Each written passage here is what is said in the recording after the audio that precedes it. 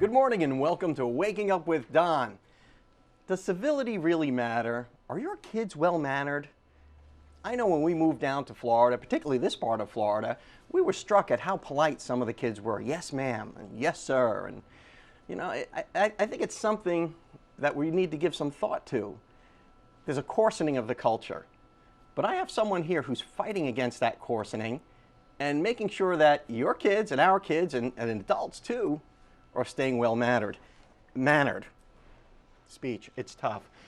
Good morning, Cheryl. Thanks for coming on the show. Thank you, Don. Civility Matters. That's the name of your business. That's the name of my business. I have a consulting business, and we teach etiquette, manners, and protocol, and all the way from little guys, from mommy and me, through pre-professionals to professionals, and everything in between, which is the most important. So you do all ages. It's not just all ages. Kids. Exactly. Because I'm not kidding you, that really struck me when we got down here. Yes, ma'am, no, ma'am. And I grew up in New York, you know, and you didn't say sir a lot, you know, but down here you do. Right. And I think it's just nice. I think it's a nice thing. It shows a kind of respect, and people receive you a little better when you say yes sir or no sir. Absolutely. It is something that I try and instill with my girls. I have two girls, 9 and 11, and they will always have a title with a grown-up, whether it be Mr., Ms., never first name.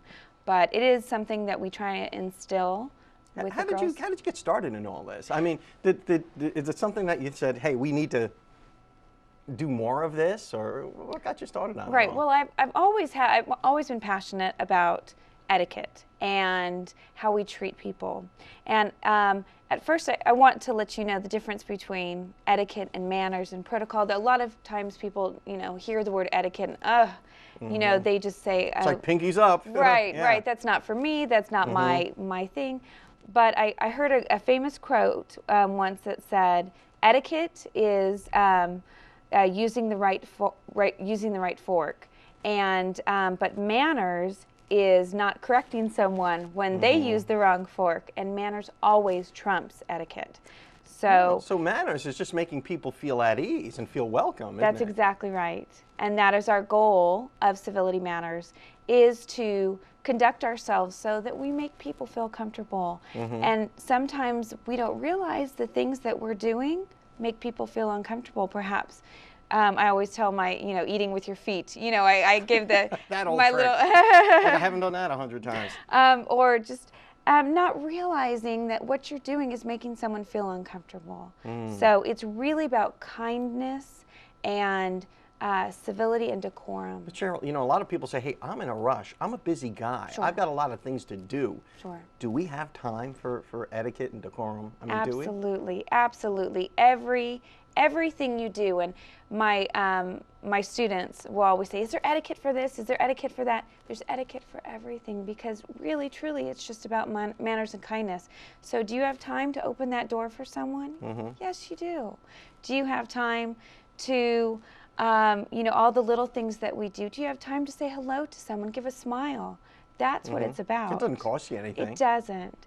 And I think we are responsible, as a mother myself, we're responsible for raising our children to be productive citizens. And part of that is making sure that when they go out into the world, that they know what to do and they know how to act accordingly. I think the whole etiquette thing, it's not only making other people feel good, I think it does something to you too. Absolutely. It gives you a little more confidence and makes you more comfortable there. When you know what to do in a situation, when you feel confident, for example, we have with the teens can be a very rough year. And when you have teens that are self-confident, feel polished inside, can look at you directly in the eye. They carry themselves a little better, and exactly. Yeah, they and know that what counts. to do. Come college time and all that stuff, it's really gonna count. We've got to run off to a break. Okay. But maybe after these messages, you can give me a little etiquette lesson. I would love that. I would love show me that. how to. I'm only the second generation in my family to walk on their hind legs, so it means a lot to me. It takes a little extra effort to be human, right? We'll be right back after your local weather, brought to you by the West Pittman Law Firm. That's westpittmanlawfirm.com. Welcome back and thanks for watching. I'm here with the lovely and vivacious and oh so well-mannered Cheryl Thompson, who's going to give me a little etiquette lesson. The difference between etiquette and manners, right? This would be more etiquette. This is more etiquette. Right. Anytime you have etiquette, it really does incorporate manners because you are making people feel good the way that you're eating. You know, the best etiquette lesson I ever get was watching that movie Titanic. When Leonardo DiCaprio is sitting there in the salon, you know, and he looks at all these forks and knives, and the unsinkable Molly Brown says to him, "Work from the outside in, kid," you know? Yes. And I'm like, okay, that's a good way to remember it. That's exactly right, Is that, Don. is that the way all this works? This is the way all of it works. And this is a very basic place setting. It will get more elaborate the more different dining experiences that you have. Well, what do I do with my hands? When I'm sitting at the table, I remember when I was a kid, I'd be like, I'm like, get your elbows off the table. Now, obviously, you don't put your elbows on the table. What do you do with your hands? Do you sit with them in your lap? Is it okay to have them like this on the table? That's a great question. It depends on where you are in the country. There's continental and there's American style of dining. And with continental, we want American here. Yes, continental, you always show your hands. But with American style of dining, the first thing that you always do is you sit down and you get your napkin and you put it in your lap. Okay, take my little thing, yes, I always like fun little things for the table. And you really, yes, you don't do that. What we do. What if I wanted to do it with panache? Okay, we don't tuck it in, and we very carefully fold it. Since this is a dinner napkin, we fold it in half. And we do it just like that. And then our meal will dictate what we're having. And from here, we see that we're having salad first. And so we start with the outside going. And that means little fork is little salad fork. fork. That's exactly right. And a lot of times if you're at a big wedding or you're at a big table and you're not sure which is my drink or which is my bread. Yes, I always thought the drinks went on the left-hand side. We do B and D. I teach my little guys bread plate and drinks. And so bread plate and drinks. So that way you can always remember which goes B and D. And another, where etiquette and manners, if someone always says, what if someone takes my drink or my bread? You don't say anything because that's manners. You don't ever want anyone to ever feel bad. So you know what's right, but the whole idea is making about other people feeling good. So if some rube grabs your bread, you just let them have it. Just let them, you know what, it's more important to them. Yeah. And another thing that is fun to my students when I teach them is salt and pepper. And do you know about salt and pepper on the table? All I know is that they make things tasty. They do make things very tasty. But we say that salt and pepper are married and they're never separated. Oh. So we keep them together. So if you should ask for the salt, we pass both the salt and the pepper. Oh. And even if someone corrects you and says, no, I don't want the pepper, you still pass them both. So in my classes, I've actually dressed them up with a little wedding gown and a tuxedo to help my So they're always married and they're together. They are together. So never split up the salt and pepper. Right, right. And here's another fun tip. I always get, what if something drops on the ground? Yeah. What if your napkin drops on the ground? What if your utensil drops on the ground? We say, if anything drops, you just put it under the table. And I know that my young students, you put it under the table, but you do, especially if you're in a restaurant.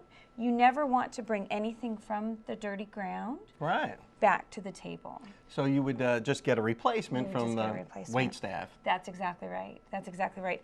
And if you do not use any of your utensils for some reason, your wait staff will take away the unused thing. Like I'm passing on the salad, my salad fork will go away after that course. Exactly, exactly. So we always have forks on the left and a knife and a spoon, and it's a fun little mnemonic device. Well, I'm sure there's a lot more to it than this, and thank you for the real basic lesson. Yes. And I feel like Leonardo DiCaprio now in the salon on the Titanic. You'll know what to do. Yeah. Dining with me is like being on a Titanic. But at any rate, thank you so much, Cheryl Thompson, for teaching me how to be human. And it does take a little extra effort to be human and have manners, doesn't it? It does, but it feels really good because you are extending that to other people. And how do people get in touch with you? Great. I have a website, and it's civility-matters.com. Civility-matters.com. Yes. If you want to be fancy like Cheryl, check it out. We'll be right back after these messages. Hi, good morning, and welcome back. I'm Zenobia Andrews, your business system strategist, and I am here, delighted to be here in the Max Out Studios, bringing you your Max Biz tip for the day. You know, all week long we've been talking about the 5 key leadership qualities that every business owner should have. I'm talking to you and to myself, those 5 key traits that you and I should have in order for our business to continue to grow. Today's topic is coachable. Having the leadership quality of being coachable, open to feedback. You know, every great leader, they're open to a dedicated life of self-development and self-learning, and open to that feedback that development may come in. You know, to be honest with yourself, you've got to be at a place where you say, you know what, I don't know it all. You know, I haven't figured it all out, and I'm open to assessments. I'm open to feedback and evaluations so that I can grow my business. You know, I'm going to share with you, when you're working with people that are not coachable and they're not open to feedback, there are a couple of signs that you'll notice about them, some reactions that you'll get out of them. Number one, they'll try to brush you off, or they'll be like, nah, I got it. Or when you give them feedback, they'll take it personally. I'm here to share with you that is not the way that you want to grow and develop as a business owner and as a leader. You have to be open to feedback, open to coaching, so that you can continue to grow and take your business to the next level. Listen, I'm Zenobia Andrews, your business system strategist, and I am here to support you. You can find me at www.zenobiaandrews.com. If you follow me on social media, I'll follow you back. And let's continue to press towards the max. Welcome back and thanks for watching. It's tax season. What do you do? What do you do if you're on a fixed income and you're not really sure? Maybe you're intimidated by all that stuff and you think you need a paid tax preparer to help you navigate the IRS code, which by all accounts is pretty complicated. I've got some people here who may be able to simplify that for you. I've got Sharpe and Brenda Parker from the United Way. Good morning. Good morning, Ron. morning. Brenda, Thanks for having thanks us. for coming on the show. Thank you. What in the world does the United Way have to do with taxes? Well, it's one of our initiatives, income. How can we help those in the low to moderate families' income with their taxes? What we've been doing for the last 5 years is providing this free service for our community. And the average return varies, but $150. One of the things that we provide is all of our volunteers, and we have about over 50 now, that help us with this service. And we just try to help them save money, try to help them open up a savings account, IRA, put some investments back. And we'll talk a little bit more later about our coalition. We're great and excited about offering these services, but help them with the money smart. You know, because when I think United Way, I don't think taxes. I mean, I think of all the charities and things that they chip into, but how did you guys get into this? How long have you been doing it? Like I said, we've been doing it for 5 years. We're going on our 6th year. Was there a real need for that? There is a need. There is a need. When you consider that 48,000 individuals, families live in our community that qualify for this initiative. Adjusted gross income is 58,000, and so there's a need there. So 58,000 or less. Or less. And you can avail yourself of the services here. We're at the A.D. Harris Learning Village. We're right there up front in their media building, and there is a need. We were #1 last year in the state of Florida at this site. We right now #1 in like traffic and volume. We helped over 2,500 families in this community, and the good and exciting thing is that we helped those individuals save over $300,000 in tax fees. That's real money. It is real money, and we put $4 million total back in the economy. Now, Brenda, you bring a certain skill set to this, don't you? I do. I work with individuals, teaching them financial literacy. So I play off of the income tax preparation. Once they get the refund checks back, what do I do with it? Do I, do I save?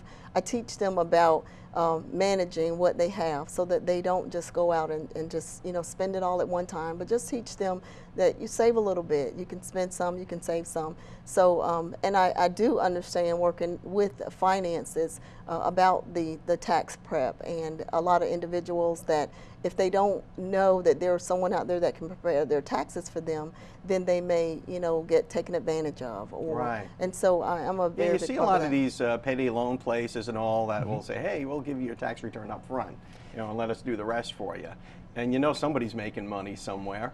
And I know from when I was a young man, you know, we got a tax return, it was found money. It was like, woohoo, Exactly. you know, and you're going to go out and buy something that you wanted, but that's really your money you've already earned. It's not found money. We have to run off to a break. Sure. But on the other side of that, let's drill down into this a little absolutely. more and talk about the intricacies of this and how people can get out there and get their taxes done. And, Sounds good. and what's your typical customer that you have out there at the United Way for Tax Preparation. You're watching Waking Up with Don, and we'll be right back after these messages. Welcome back to Waking Up with Don. I'm speaking with Brenda and Ron from the United Way, and we're talking about tax preparation and how they can help you save money. Who's your typical client or customer? It varies. It varies. I mean, it's from single to married to, there's not an age limit. It's everyone that walks in our community that we service. So there's, I mean, we take care of them all. It doesn't cost you anything, does it, Brenda? I mean, it costs you time. You're a volunteer, right? I am a volunteer, but it doesn't cost anything to come in and get the taxes filed. I enjoy going out, volunteering my services to help.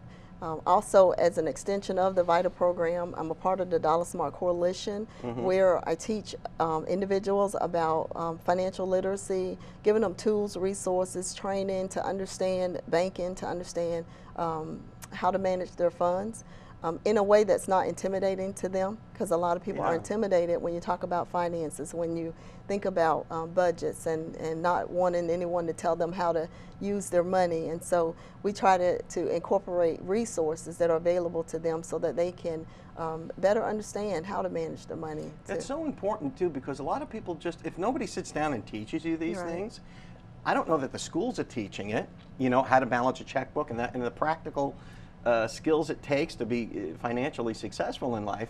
I know my son, when he was in middle school, wanted to know about a checkbook. He's like, how do checks work?